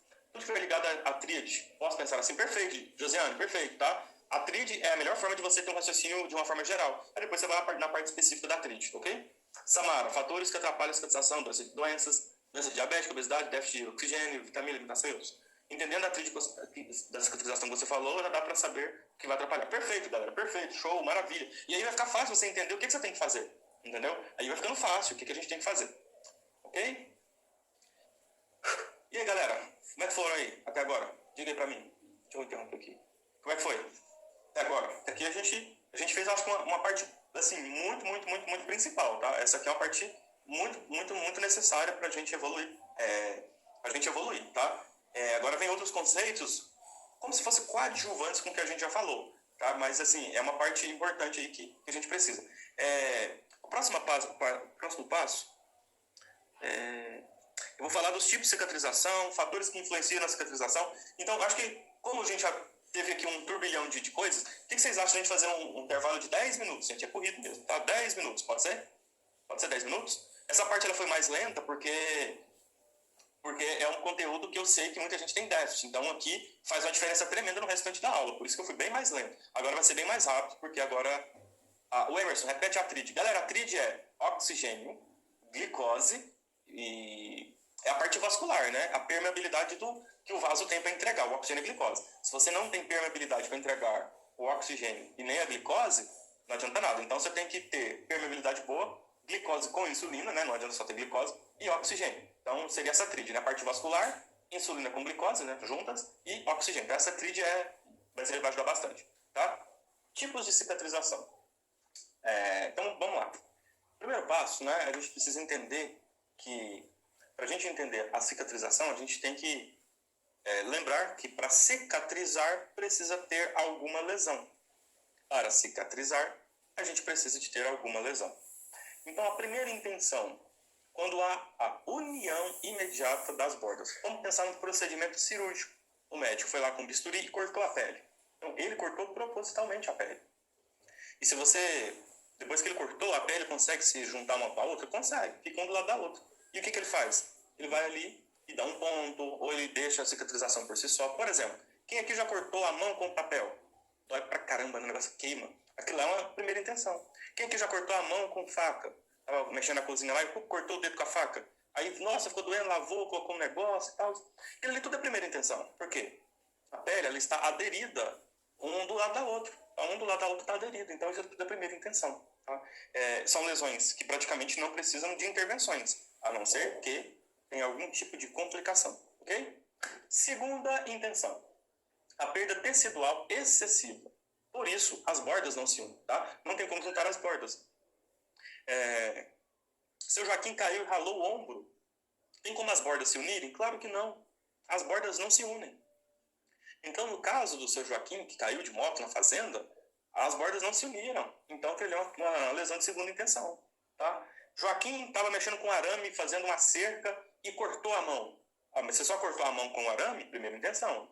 Joaquim caiu de moto na fazenda e ralou. Ele teve perda de tecido. Essa perda de tecido, então, levou o seu Joaquim a ter uma segunda intenção. Ficou claro a primeira e a segunda intenção? Diga aí para mim. É importante entender a primeira e a segunda para não bugar na terceira. Vocês vão bugar na terceira aí. Certo? Primeira e segunda, tá ok? Primeira intenção é um corte. É quando a pele fica lado a lado. Corte com qualquer coisa. Corte fino. Tá? Linear. Segunda intenção, tem que ter perda de tecido. Tem que ter perda de tecido. Éder, uma lesão que uma pessoa caiu, segunda intenção, beleza. Você há presença de tecido de granulação. Então, quem aqui já caiu? Ralou o joelho? Aquilo é uma lesão de segunda intenção. As bordas não se uniram, o joelho ficou todo vermelhão, né? Quem caiu, ralou o dedão? Ah, teve gente que bateu o dedão no chão brincando de bola descalço, né? Quem é da minha época aí, né, dos anos 80 e 90, aí vai lembrar, brincava na rua, deu um chutão no asfalto lá e arrancou um tampo do dedo. Aquele tampo, se ele encosta ali, é primeira intenção. Se você perde o tampo, segunda intenção, olha só. O melhor exemplo que tem é isso. O melhor exemplo é isso, ó. Deu um chute no chão, né? Você arrancou o tampo, mas o tampo continua ali, você consegue colocar no lugar ali, fazer um curativo? Primeira intenção. O tampo arrancou o tampo, não tem como você juntar o tampo ali. Segunda intenção, ok? Então, acho que tem mais exemplo melhor do que o dedão, né? Quando a gente é menina, a gente brinca, e pelo menos eu brinquei muito na rua, então arrancava o dedão direto, o tampo do dedo, né? Enfim. Terceira intenção. Galera, aqui que o bicho pega. Aqui que o bicho pega. Tá? Aqui que o filho chora, mas não vê. Terceira intenção. Então, a primeira intenção é facinho de cicatrizar, cicatriza por si só. Segunda intenção, na maioria das vezes, cicatriza sozinho também. Mas, talvez você vai precisar de uma intervenção. Vou chegar na terceira, tem pergunta ali. Me ensinaram que a ferida, primeira intenção é de fora para dentro. Segunda intenção, dentro para fora. Galera, vamos lá, vamos tentar entender. Decoreba, quer ver? Ó? Me ensinaram que a ferida de primeira intenção fecha de fora para dentro. Primeiro que primeira intenção, você não tem lesão. Concordam comigo? Não tem lesão. Você só teve um corte, a pele foi cortada, seccionada ali, mas ela já está do lado uma da outra. Então não tem uma descontinuidade. Não tem uma descontinuidade. Então não vejo cicatrização de dentro para fora. Na verdade, tá ali, entendeu? O processo, na verdade, quase nem acontece direito. Né? Vai acontecer ali mais só a união das bordas. Segunda intenção, fecha de dentro para fora. Galera, ó, segunda intenção, as bordas vão se unindo, é de fora para dentro. Entendeu? As bordas vão se unindo. Na primeira intenção não tem borda, porque, na verdade, é uma lesão uma do lado da outra. A segunda tem borda, a borda vai da beirada, né? Para o centro, ou seja, do canto para o centro. Distal, proximal, digamos assim, para o centro. Então, não sei se faz sentido, tá, Júlia? Emerson, esses dias eu dei uma cabeçada na língua, porta doeu do varal. Nossa, eu tirei uma lasca da testa. Queria que eu fosse dar os pontos, mas não dava para juntar as bordas. Enfim, então já entendeu. Eu também aprendo que nem a colega, daí nunca aprendi verdadeiramente, nunca sabia diferenciar. Nossa, já tive muitas lesões com situação de primeira e segunda intenção na infância. Galera, vocês entenderam? Só que é o seguinte, agora, antes de ir para a terceira, que a terceira é mais difícil de a gente ter, né? A primeira intenção, vamos lá, quem cortou com faca? Geralmente cicatrizou sozinho, certo? Você enrolou um pano, uma toalha, alguma coisa ali no primeiro momento, aí parou o sangramento, colocou açúcar, colocou pó de café, enfim, fizeram fusaca no dedo, colocaram o negócio lá. Primeira intenção, não fizeram nada. Tem gente, principalmente vocês que já são formados, talvez tenha um band-aid, tem um esparadrapo, alguma coisa, já coloca no dedo, já resolveu também.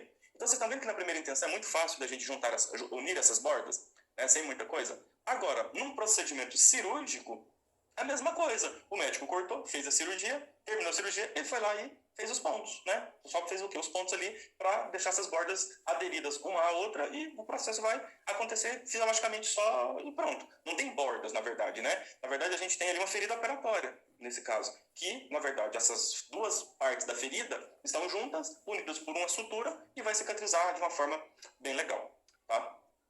Cristina, Éder, quando saberei o que tem que desbridar das lesões? Caso diabetes? Calma, Cristina, calma. Respira, a gente vai chegar lá. Minha mãe gosta de colocar vinagre. A mãe da Rebeca, vamos limpar o mal com a raiz, vamos pôr vinagre. Doe nem doer.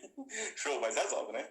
Galera, é o seguinte, então, primeira intenção acontece com a gente, não necessariamente precisa dar ponto, né? Depende muito de cada situação. Segunda intenção, a gente rala, né? Caindo e tal, e não necessariamente precisa de uma intervenção, mas pode ter uma cobertura, alguma coisa. Também depende de cada situação. Porém, a terceira intenção envolve limpeza, desbridamento e formação de tecido e granulação para a cooptação das bordas. Em linhas gerais, aqui eu preciso de forçar o fechamento. Aqui eu preciso forçar o fechamento. Por exemplo, enxerto. Eu preciso forçar, galera. Entenda o seguinte, terceira intenção não vai acontecer de uma forma amigável, vai acontecer na porrada. Então a gente vai ter que desbridar, tirar um tecido que não presta, fazer enxerto, juntar essas bordas de forma forçada dando ponto, entendeu? As bordas estão longe, a gente vai tentar juntar essas bordas fazendo ali uma sutura. Então, a terceira intenção é a força. A primeira e a segunda intenção, a gente consegue acompanhar a fisiologia. Na terceira intenção, a gente tem que forçar porque talvez eu tive uma perda muito grande de tecido. E aí pode entrar, por exemplo, um paciente com a lesão por pressão. Uma lesão por pressão onde o paciente teve grande perda de tecido.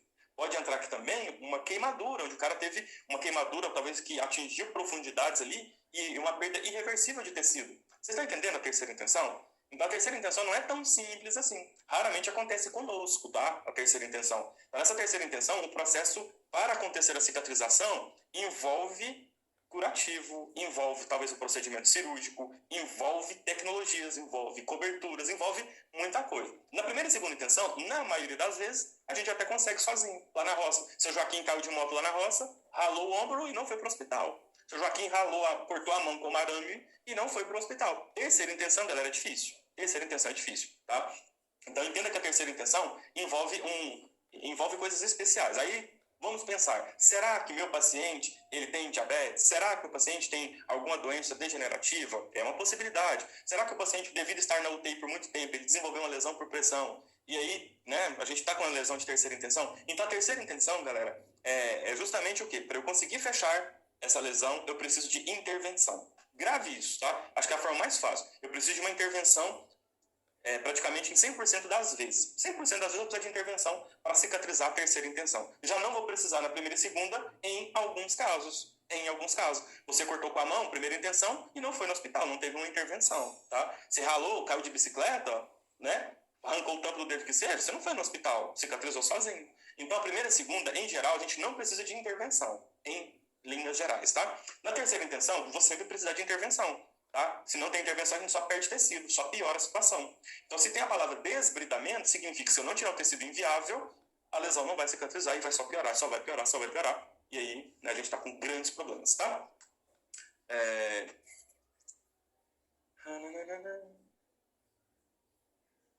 Trabalho em sala de sutura médica diz que após 6 horas não dá mais para realizar o ponto. É isso? Perfeito, Marli. Aí, depois que passa um tempo, como tem muito tempo, o que pode ser feito? Você pode cortar um pedacinho de um lado, um pedacinho do outro, para tipo reavivar essas bordas, aí consegue fazer, tá? Então tem técnica para isso também. Vou ensinar para vocês mais para frente, tem muita coisa, tá?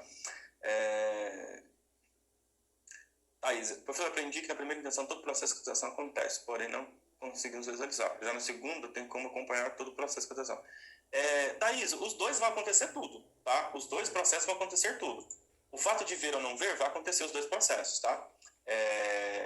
Primeira intenção, todo o processo de cicatrização acontece, porém não conseguimos dizer. Então, ou seja, não precisa de decorar isso. É óbvio, se a borda se unir imediatamente, vai acontecer um processo ali, na proporção daquela lesão. Se é uma lesão aberta, vai acontecer naquela situação. Na terceira intenção, da mesma forma, vai acontecer, só que num cenário pior, num cenário que vai ter que ter intervenção, tá? Então, o processo vai sempre acontecer. Agora, não decore ver o processo e não ver o processo como a intenção, tá? Pense sempre pelas bordas. A borda é a pele que gera a intenção, ok? Os casos mais graves, ciclo de essência escolar, ok? Pacientes entubados são propensos a desenvolver lesão de pressão. No hospital é mais normal segunda e terceira intenção? Não, Camila, pensa no hospital pode ter tudo, tá? O hospital pode ter tudo. As três. Pode ser uma intervenção cirúrgica que piorou. Por exemplo, você pode ter um paciente que fez uma laparotomia, então teve uma lesão de primeira intenção, que o cirurgião foi lá e cortou. Só que aí teve infecção local. Então teve uma... Como é que eu posso dizer? Teve uma evisceração e teve que tirar, teve que fazer uma reabordagem. Você pode ter todos os cenários no hospital, tá? Então, você pode ter todos os cenários. O hospital é terrível, pode ter tudo. Segunda intenção, mas acabou usando um curativo 5. Emerson colocou, lesão de segunda intenção, mas acaba usando curativo simples. Galera, curativo, vocês vão entender mais na frente aqui, o que eu vou dizer sobre curativo, para vocês entenderem essa questão do curativo, tá? Se eu vou ficar respondendo aqui, aí não vai dar muito bom, não vai demorar muito, tá bom? Então, vambora. Então, vocês já entenderam a primeira, segunda e terceira intenção? Vambora. Fatores que influenciam na cicatrização. Pronto. Corpo estranho. Por exemplo, paciente que coloca férula no pé. Já viu aquelas cirurgias ortopédicas que tem aqueles ferros que passam ali de um lado para o outro na pele por conta do osso? Enquanto as férulas, né, estão no osso do paciente, não vai existir a possibilidade de cicatrização da pele. Vocês concordam comigo? Tem como cicatrizar a pele do paciente com os ferros passando de um lado para o outro? Não, tá? Não tem como, ok? Segunda intenção pode virar terceira intenção? Pode. Primeira pode virar segunda e terceira? Pode. Tudo pode acontecer, gente. Lembra o seguinte, tudo pode acontecer, tá? Por exemplo, exemplo da laparô. O paciente tem primeira intenção, mas se o paciente tiver infecção das bordas ali, ele pode virar terceira intenção, ok? Então, tudo pode acontecer. Sujidade, materiais de sutura, implantes, necrose, infecção, temperatura, coleção de líquidos, espaço morto, material de incisão, eletrocautério, tempo do tratamento após trauma, área de tensão e movimento. Ou seja, existem muitas variáveis que podem influenciar a cicatrização. Então é importante vocês saberem isso aqui, porque aquele processo bonitinho que eu falei pode atrasar muito para acontecer em decorrência, tá? Em decorrência de uma influência, tá? Em decorrência de uma influência aí, ok? Preste atenção. Olha só, sistêmicos, corrente sanguínea, sistêmicos, corrente sanguínea, sistêmicos, corrente sanguínea. Ah, o cara tá usando corticoide. Galera, fala pra mim por que o corticoide vai ser ruim, tá? Por que o corticoide vai ser ruim? Sistêmicos, tá? Corticoide. Galera, o corticoide, ele bloqueia a cascata do ácido araquidônico, o ácido araquidônico que gera o processo inflamatório. Então, veja só, se o paciente está tomando corticoide, a primeira fase do processo de cicatrização vai ser prejudicada. Como é que a gente vai ter um processo de cicatrização se a primeira parte do processo, ela é interrompida, ok? Então, basicamente, isso é importante, tá? Então, isso é extremamente importante aí, ok? Então, vamos lá. Radioterapia, quimioterapia, idade, diabetes mellitus, problemas hormonais exócrinos, neuropatia, aporte nutricional, coagulopatia, hipovolemia, toxinas bacterianas, AINES, anti-inflamatórios, ultrassonografia, nos casos, fototerapia, insuficiência vascular e mobilidade. Galera, olha tantos fatores sistêmicos, tá? Não, gente, a questão do corticoide, porque o corticoide vai bloquear a via ciclooxigenase, tá? Ele vai bloquear lá no ácido araquidônico, na cascata que tem. E aí o processo inflamatório não vai acontecer. Lembra da cinina e o sistema complemento? Aquilo lá é ciclooxigenase. Para aquilo ali acontecer, primeiro tem que ter o ácido araquidônico liberando a ciclooxigenase. Se não tem, piorou. Então, para quem tem paciente imunodeprimido, que faz um uso contínuo de hidrocortisona ou dexametasona, esses medicamentos, vai ter uma dificuldade maior para engrenar o processo de cicatrização, porque a parte inicial já está problemática, tá? Por conta do corticoide, por exemplo, por causa do Lyme. Então, alguns medicamentos aí podem atrapalhar o rolê, né? O processo de cicatrização aí.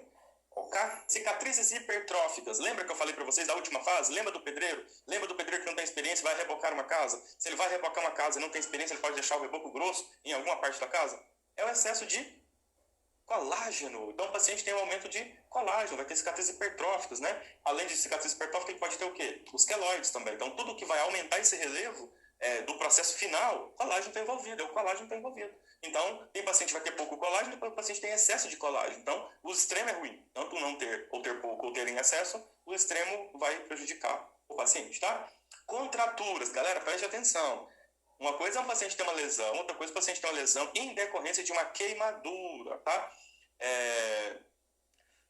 Priscila, o que diferencia a questão é a extensão, tá? No caso do queloide, né, no caso da hipertrofia, teve mais crescimento de tecido, influenciado pelo colágeno. Já no queloide foi o colágeno propriamente que, né, cresceu demais ali naquela região, ok?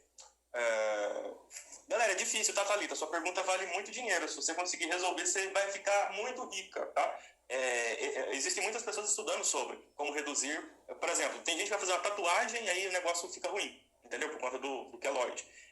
Então, existem pomadas, existem coisas que fazem para reduzir, mas assim, efetivo 100%, né? Ainda tem muita coisa para estudar. Por isso que eu falo. Por isso que é bom estudar, tá vendo? Você consegue entender como que pode reduzir a quantidade de colágeno nessas fases, é importante. Só que tem que ser nessa fase, porque se você reduzir o colágeno geral, você deixa a pessoa velha, entendeu? E, né, rejuvenescimento, o colágeno está envolvido. Então, e aí? Né? Então, a gente tem esses dois lados da moeda aí que precisa ser entendido. Calma lá. Rosemary, então os anti-inflamatórios não são indicados em casos de feridas? Galera, é o seguinte, preste atenção agora. Eles influenciam. Só que, se seu paciente está numa fase proliferativa, exudativa, ou num processo inflamatório exacerbado, mais do que deveria, nós utilizamos o anti-inflamatório para dar uma reduzida. Entendeu, jogado? Então, isso foi uma influência que eu quis que acontecesse. Eu quis que o anti-inflamatório tivesse ação para controlar o processo de cicatrização. Entendeu? Não quer dizer que o processo vai bloquear geral. Depende da dose. Então, vamos colocar uma dose aqui para a gente dar uma controlada, porque tem excesso. Entendeu? Então, é isso que é legal. E tem cobertura que é anti-inflamatória. Justamente porque eu preciso controlar o exudato. Quando eu falar do processo, vocês vão entender melhor como que eu posso ir controlando isso, com medicamentos, por exemplo. A cobertura, ela é um medicamento. A cobertura, ela é um medicamento. Então, para a gente controlar a cobertura, a gente precisa entender todo o processo. Então, dependendo da situação, eu vou precisar dar uma reduzida no processo inflamatório, porque senão a gente patina e não sai do lugar. Ok? A gente vai entender isso aqui lá na frente. Eu furei a orelha e tive queloide. Tive que fazer cirurgia e tive que fazer aplicação de corticoide na orelha. Usaram um brinco de pressão por 2 anos. Thaís, olha só, galera, legal. Não legal a situação, tá, Thaís? Mas legal a situação que a Thaís colocou. Porque por que fizeram aplicação de corticoide no local? Porque o corticoide inibiu o processo inflamatório, que vai reduzir o processo de cicatrização. Que, por sinal, não ia chegar na fase de liberação de colágeno, que ia dar o queloide. Olha só que legal. Entendeu, galera? É raciocínio. Isso é legal. Vocês começarem a raciocinar esse negócio. Ah, caramba. Então, se eu arrumar um corticoide para aplicar no local, vai resolver? Vai minimizar. Porque você está bloqueando parte do processo naquele local. Se você reduz o processo, você reduz tudo. Inclusive o que você quer, que é o queloide, né? Ou, enfim. Epíbole é uma complicação para a cicatrização? Perfeito. Só que é da borda, né? Epíbole da borda que está sendo complicado ali. A gente vai chegar, calma, a gente vai chegar lá na frente. Não vamos avançar muito, não. Cicatrização em tatuagem, a Solange já viu, enfim. Galera, então, a queimadura, a pessoa fica com cicatriz. Por que outras lesões não ficam com cicatriz em relação? É porque essas contraturas, elas vão acontecer porque a queimadura, ela vai queimar muita coisa interessante. Inclusive, naquele local que queimou ali, não vai ter, a pele vai ter um aspecto diferente. Ela não vai ter o quê? Fibroblastos. Lembra do tecido conjuntivo que estica? Então, quando queima, mesmo que cicatriza depois, mesmo que a pele regenera, mas não regenera esse tipo de tecido. E aí, aquele local fica com aquela cicatriz e fica meio que esticado, entendeu? Para quem já queimou, né, em uma grande extensão, por exemplo, tem isso. Minha esposa tem uma queimadura que ela era pequena, puxou, acho que foi café ou leite, não sei, no rosto, só que queimou bastante o rosto. Só que como ela era pequenininha, ela cresceu, a queimadura ela foi descendo, hoje não dá para ver. Mas assim, no local onde fica diferente, tá? Da pele. Diferente quando você cai, rala o joelho, mas depois você vai passar a mão no joelho, você pode ter diferença de cor, mas você não vai ter diferença de sensibilidade. No paciente com queimadura, você pode ter tanto a diferença na coloração quanto da sensibilidade quando você passa a mão. Você vê que o tecido não vai ser mais o mesmo, tá? Então, basicamente, isso que acontece, ok? Minha cicatriz da retirada da vesícula também apliquei corticoide e melhorou muito, tá vendo? Então, tem várias situações aí que podem ser resolvidas, né? Infecções, galera, cadê o tecido de granulação? Ele tá meio escondido, meio tímido ali, mas tem um monte de tecido amarelo na frente. Caramba, esse tecido aí não é legal. Esse tecido aí não é legal. Esse tecido aí, a gente precisa retirar ele. E eu vou explicar depois como pode fazer essa retirada. Então, isso aí não é legal. Infecção na ferida não é bom. Emerson, repete o lance da queimadura. Galera, na queimadura, o processo da pele, do tecido conjuntivo, que permite esticar a pele, né? Ele queimou, né? Só que ele não regenera. E aí a pele ela vai existir, ela vai crescer, só que ela vai ficar rígida. É como se você trocasse um tecido elástico por um tecido não elástico. Você pega o tecido e não puxa, aquele ali pronto. O outro tecido você consegue puxar. Eu não entendo de tecido, mas tem um tecido acho que chama elastano, que você consegue, né? Você puxa um pouquinho e ele estica. Um jeans, por exemplo, um jeans não estica, né? Você pega o jeans ali e aquele ali pronto. Então, basicamente, Emerson, é como se fosse isso, tá? A queimadura, ela queima o tecido conjuntivo, que permite essa elasticidade que a gente tem da pele, essa mobilidade, essa flacidez, né? Que ela fica legal, sensível, bonitinha, enfim. A gente acaba perdendo isso quando tem queimaduras em grandes extensões, ok? Mesmo após a aplicação com queloide, o corticoide melhora? Não entendi. O corticoide melhora? Ou melhora com corticoide? Porque o corticoide é assim, ele vai fazer efeito, acabou o efeito, acabou, entendeu? E se você está aplicando, parou de aplicar, é porque já não tem mais processo de cicatrização, então, ok, o que conseguiu fazer, fez. Né? O que conseguiu reverter, conseguiu reverter. Ok? Galera, então, se a lesão tem infecção, responde aí para mim, por favor. Se eu tenho uma lesão que tem infecção, isso está dentro do processo de cicatrização que eu falei aquela hora lá atrás? Está dentro? Faz parte? Faz parte ou não faz parte? Não faz parte. Não faz parte. Então, quando você tiver que colocar uma cobertura, que é um tratamento, específico, você tem que pensar em a coisa que vai reduzir esse processo de infecção. E aqui que começa a formar um raciocínio de vocês para indicar uma cobertura. Peraí, se não tem tecido de granulação em 100% da lesão, o que que tem? Ah, ele tem um tecido aqui que não está legal. Tem um tecido que eu preciso remover ele. Tem um tecido que tem uma infecção. Então aí é o momento de eu entender o que que as coberturas são responsáveis para fazer, para que eu possa utilizá-la. Então essa é a ideia. É aí que você entra como enfermeiro que analisa a lesão cutânea e prescreve a cobertura indicada para ser aplicada naquela situação, tá? Raciocinando nesse momento aqui. Cronicidade. Galera, a lesão tá perfeita, mas é uma lesão que vai demorar a cicatrizar. Cronicidade, paciente idoso. Cronicidade, paciente idoso. Paciente idoso demora mais tudo. Paciente idoso demora mais tudo. Então, eu lido com a lesão. Embora a imagem não tá legal, mas aí a gente tem uma imagem perfeita. A gente tem um tecido de granulação do início ao fim. E nas bordas a gente percebe que a gente tem um tecido epitelial, que é essa borda que está caminhando para o centro. Vai demorar? Vai, mas está caminhando. O que eu não posso permitir? Que neste meio tempo a gente tenha tecido inviável, um tecido esbranquiçado, amarelado, preto, necrótico, uma varigeira pousa em cima e leva a infecção. Então tem que proteger. Então se eu tenho que proteger, eu tenho uma lesão que eu preciso deixar ela fechada, mas ela está bonitinha.